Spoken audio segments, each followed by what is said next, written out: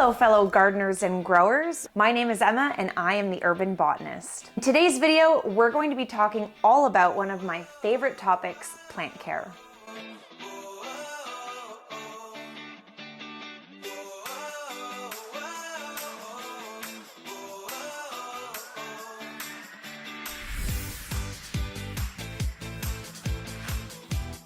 I really started getting into the hobby of indoor horticulture a few years ago. And if I had known then what I know now, I would have had a lot less casualties. So in this video, I'm going to share with you some of my top tips and tricks for keeping your indoor houseplants alive and well.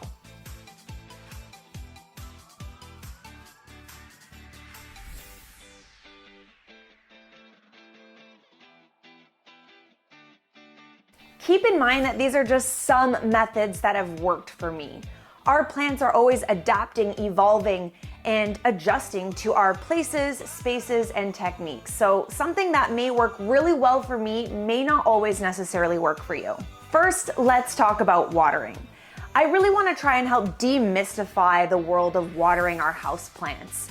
It's typically where people tend to go really wrong. Are they overwatering? Are you underwatering? Believe it or not, overwatering is the #1 cause of indoor houseplant fatality. We essentially overlove or overwater our houseplants to death.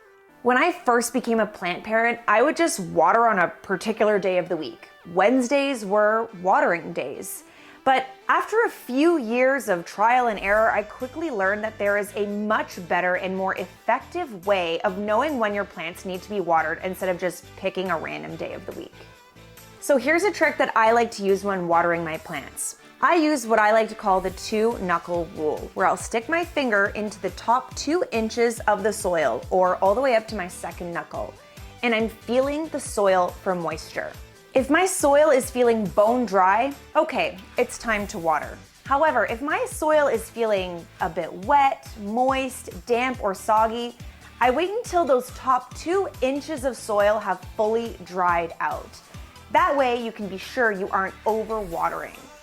This will differ for cacti and succulents, as these type of plants prefer to have their soil dry out from top to bottom entirely before being watered again.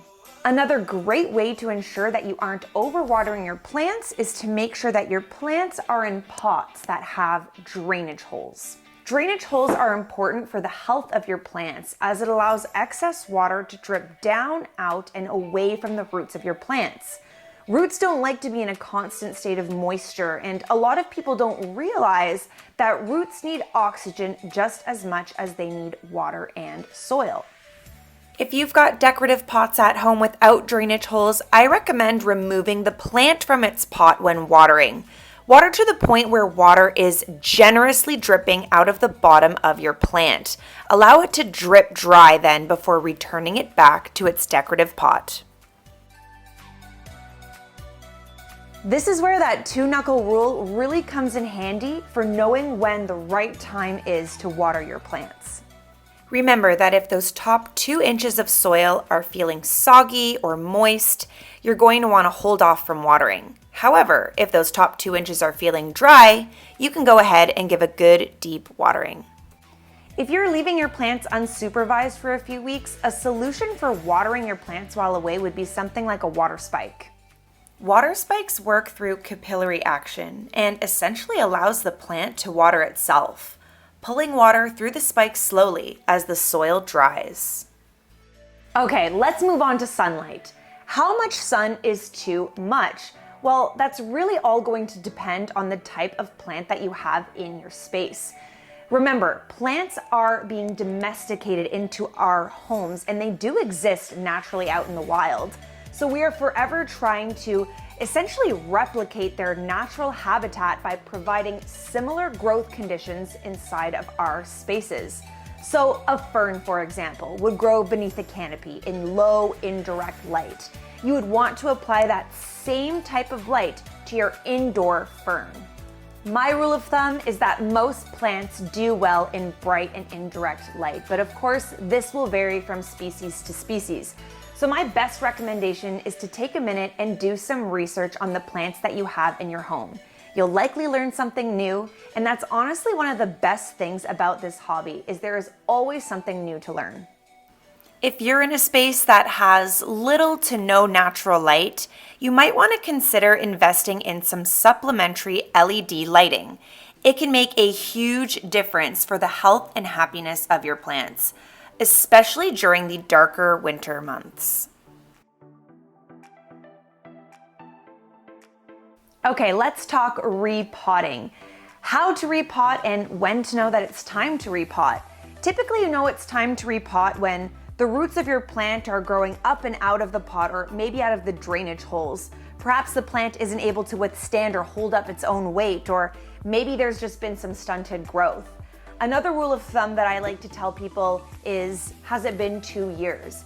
Typically every 2 years is how often you should be repotting your plant. So if it's been 2 years, it's probably time to repot. When repotting your plants, use fresh soil, because fresh soil means fresh nutrients, which is also probably something that your plant is in need of, not just more space. Make sure when repotting your plants that you are only ever going up by 1 pot size. Plant pots typically are measured by their diameter and go up in increments of 2. So if using a 4-inch pot, go up to only a 6-inch pot. When repotting a plant, you really want to make sure that you are selecting a correctly sized pot. Not too big, not too small. Too big of a pot can really stress your plant out and ultimately cause your plant to become overwatered if your plant is not big enough to fit inside of your pot. Some other things you can do to keep your plants happy and healthy is wiping down their leaves. Plant leaves have pores, just like our skin has, and these pores can become clogged with dust, dirt, and debris. So cleaning the leaves off not only helps with photosynthesis, but also helps with gas exchange, allowing your plant to grow happy and healthy. Regularly check your plants for dead or dying leaves and remove them as needed. This will help to prevent pests and bacteria growth. Another hack that I like to include in my maintenance routine as a plant parent is increasing humidity for my houseplants. You can try introducing a humidifier or use this simple trick that's a bit more hands-off, using a tray of pebbles filled with water. The water will slowly evaporate and provide a slight raise in humidity for those plants that need it. Well, that's all for today's video on plant care tips and tricks. If you'd like to learn more, feel free to visit the Lee Valley Tools YouTube channel, where there are tons of free videos just like this one to help you continue growing your green thumb. Thanks so much for watching, and we will see you in the next video. Happy growing!